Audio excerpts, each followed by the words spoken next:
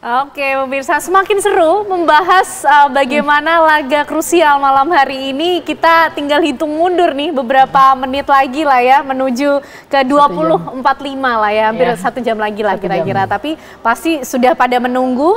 Sebelumnya juga sudah banyak supporter timnas Indonesia di sejumlah daerah yang berkumpul untuk nobar, memberikan supportnya langsung ke timnas Indonesia, walaupun tidak bisa langsung hadir di Stadion Utama Gelora Bung Karno. Kami ajak Anda pemirsa untuk bergabung dengan supporter bonek nih, dan juga sekaligus juga pasti supporter timnas Indonesia yang sudah ada di Surabaya, Jawa Timur. Ada Mas Agung Suciono. Selamat malam Mas Agung. Ya, malam Kak, malam, selamat malam. Mas Agung, ini biasanya kan teman-teman bonek nih kalau memberikan semangat pol-polan malam hari ini atas nama Indonesia untuk Sang Garuda. Nobar di mana malam hari ini, ya, Mas Agung? Berapa banyak yang berkumpul? Ya, ini lagi nonbar di salah satu warkop ya Kak, di Surabaya, warkop Pitulikur.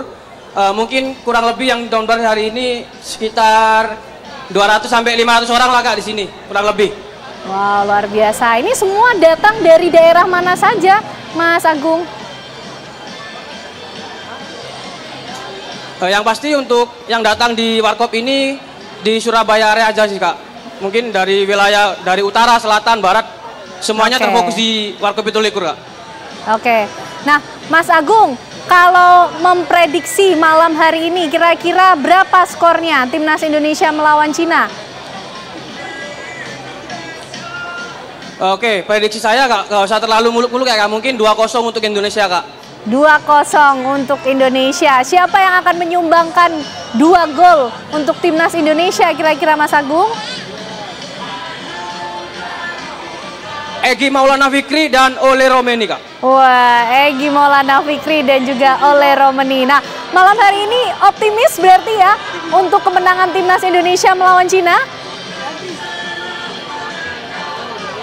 Ya, kita harus optimis Kak ya, karena target kita adalah menuju Piala Dunia, dan selama perjuangan kita nggak sia-sia gitu Kak, selama kualifikasi round di Piala Dunia ini Kak. Jadi kita semua masyarakat Indonesia harus optimis dan percaya bahwa timnas Indonesia kita akan bisa melaju ke Piala Dunia 2026.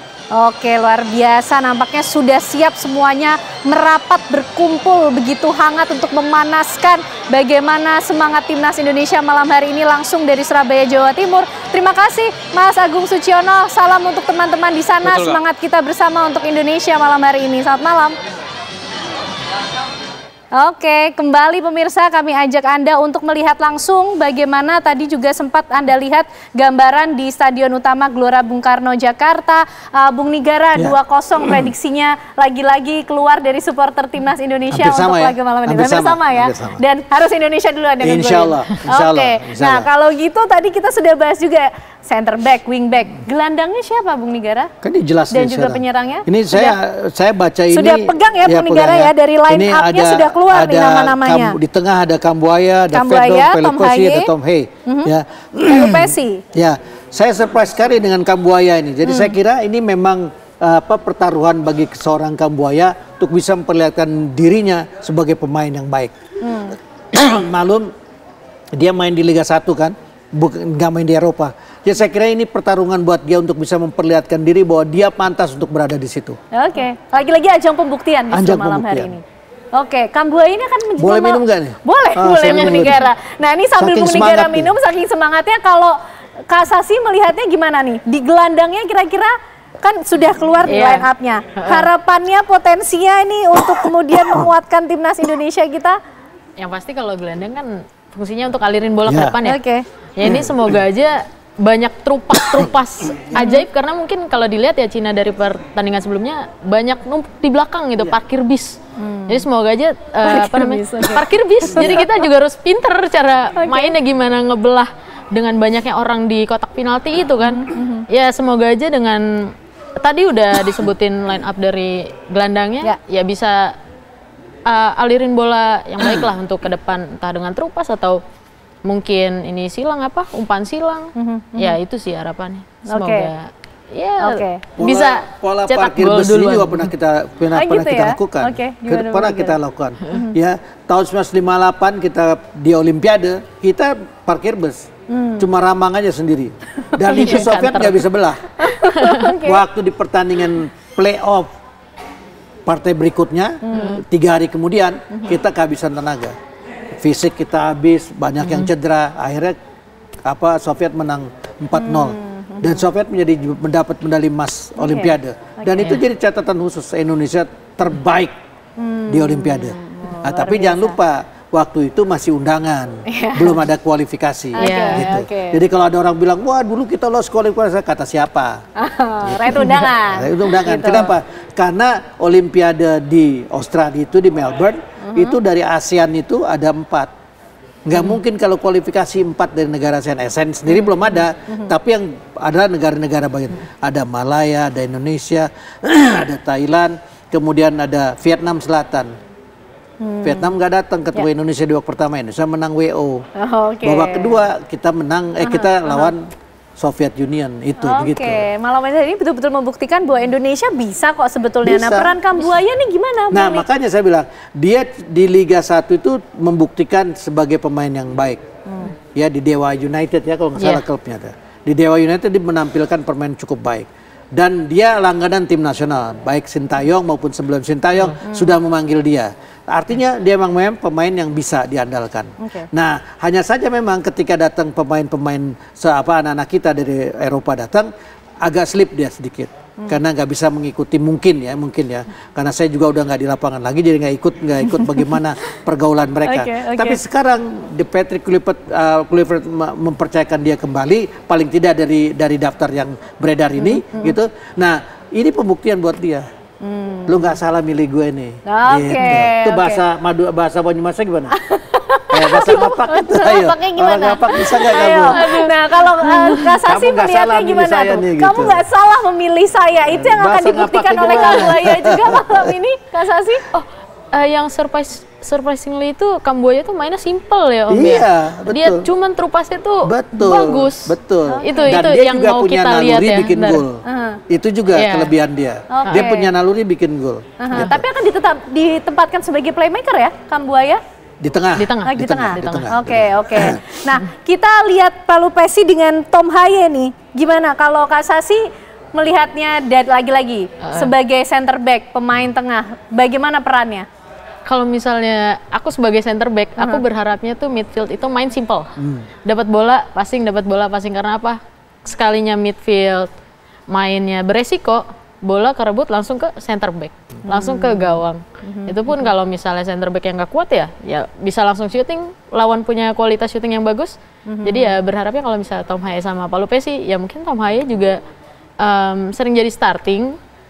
Ya semoga itu udah jadi pemilihan yang baik lah dari Patrick Kluivert. Ya karena mungkin lagi-lagi pelatih yang tahu bagaimana komposisi pemain. Tadi lihat tuh bagaimana Cina mencetak gol kita. Sama persis dengan apa yang Sasi tadi bilang. Begitu midfieldnya jebol, langsung ke belakang, langsung sepak selesai semua. Gitu. Karena baik kiper maupun back itu benar-benar ngandelin mereka yang di depan mereka. Jadi tadi permainan simpel. Nah memang bedanya apakah bisa sesimpel seperti kita ngomong? Kan nggak bisa. Tentu penetrasi lawan, tekanan lawan itu juga jadi masalah. Apalagi supporter yang demikian besar gitu kan. Betul. Itu yang membuat pemain kadang-kadang ngerasa takut, bisa takut, bisa juga bangga kelebihan gitu. Itu yang membuat situasi jadi berbeda gitu. Bung, ini kalau kita melihat perannya lagi-lagi Palu Pesi dan Tom Haye, kita meng-highlight di situ dulu. Kalau dari Palu Pesi kita lihat selama ini sepertinya juga kurang banyak memegang bola, tapi perannya seperti apa? Saya sebenarnya nggak memperhatikan Palu Pesi dengan baik. Yang saya perhatikan Tom Haye. Saya senang sekali dengan Tom Haye karena mainnya simple. Gitu, main simple. Tetapi berapa kali juga kebobolan lewat dia. Karena dia terlambat melakukan antisipasi, itu juga jadi. Ya itu plus minus gitu ya. Jadi kalau Palu Pesi sendiri saya nggak memperhatikan karena saya hanya dalam tim itu ada berapa 3-4 orang aja yang saya perhatikan betul-betul gitu. Salah satu di antaranya Ole itu bikin gol di Australia, bikin gol di sini. Artinya naluri bikin golnya tinggi. Dan itu yang kita kekurangan pemain. Oke. Gitu. 5 tahun itu Sintayong nggak dapat pemain yang seperti itu. Oke, baik. Kalau Kak Sasi melihat striker sekarang, yang main sekarang itu ada di line up ada Ole, kemudian ada Egy, dan juga Yance ya. Gimana nih Kak Sasi melihatnya? Ya pasti tadi yang disampaikan sama Om Negara. Ya striker itu harus punya naluri bikin gol. Ibaratnya kalau bahasa sekarang harus tajam lah. Bagaimana dia kuat megang gol. Oh ya, Yasa, sorry. Ya berharapnya oleh Romani bisa konsisten seperti permainan sebelumnya. Ya yang kita tahu pas lawan apa yang sebelumnya itu Om, yang dia bikin gol itu. Jadi debut langsung bikin gol. Oh, itu waktu kita lawan Arab Saudi. Iya, kayaknya ya. Iya, lawan itu ya aku lupa sih sebelumnya. Cuman itu bener-bener yang bikin wow, ini nih striker Indonesia nih yang dicari. Harusnya seperti ini. Dengan usia dia juga yang masih muda kan. Itu aku surprisingly sih. Oh, kalau Ole lawan Australia. Lawan Australia. Iya, aku lupa sih itu. Cuman Australia. Itu yang paling aku suka ya kalau misalnya dibilang striker, aku melihat striker itu ada di Ole. Aku berharap besar sama Ole. Tentu malam ini juga pasti. Malam hari ini juga. Harapannya besar. Mungkin menutup singkat Kak Sasi, prediksinya malam hari ini berapa? Aku? 2-0 kali ya Om ya? 2-0. Indonesia gol duluan. Indonesia gol duluan. Pokoknya itu 2-0 Indonesia gol duluan. Bung Nik, skornya berapa? Dan mungkin singkat tadi pesan yang mau disampaikan untuk supporter Indonesia saya juga. Saya kira kalau skor dari awal saya udah ngomong tuh. Saya setuju dengan Pak Pemret Lumara, Indonesia ngegulin duluan. Dan Indonesia menang 2-0. Ya. Dan pesan untuk para supporter, jangan kelebihan. Jangan kelebihan. Hukuman yang diberikan oleh FIFA 400 juta bukan angka yang kecil. Kemudian juga sepertiga penonton yang hanya boleh datang memberikan support, ini merugikan untuk kita semua. Ya, kalau sekali lagi ada rasis di dalam pertandingan malam hari ini, maka di putaran keempat kalau Indonesia lolos, Indonesia tidak akan dapat penonton. Ini juga mengingatkan pada semua supporter klub. Ya, boleh membela tetapi jangan berlebihan. Dan kalau dihukum oleh Komdis, jangan kemudian Komdisnya difitnah macam-macam gitu. Karena Komdis berdasarkan regulasi aja. Sama dengan FIFA. Emang FIFA kita bisa tuduh bahwa FIFA menjatuhkan hukuman itu karena FIFA disuap, kan enggak. Gitu. Jadi itu mendukung penting, boleh untuk membantu sebagai pemain ketiga, pemain ke-12, tetapi batasi, jaga lisan kita, jangan sampai ada rasis. Jangankan di stadion, pada medsos ada rasis saja bisa diadukan dan itu bisa jadi hukuman. Betul. Ini artinya permainan tidak hanya milik para pemain timnas tapi juga para supporter ya, pemain ke-12. Tentu harapannya yang terbaik malam hari ini Garuda betul-betul bisa melumat tim Naga 2-0 yang ngegolin Indonesia duluan. Amin ya. Terima kasih Bung Nigara, Kak Sasi, terima kasih atas perbincangan yang begitu menarik dan luar biasa. Mudah-mudahan ke Uber nonton ke GBK ya Kak Sasi ya. Terima kasih malam hari ini.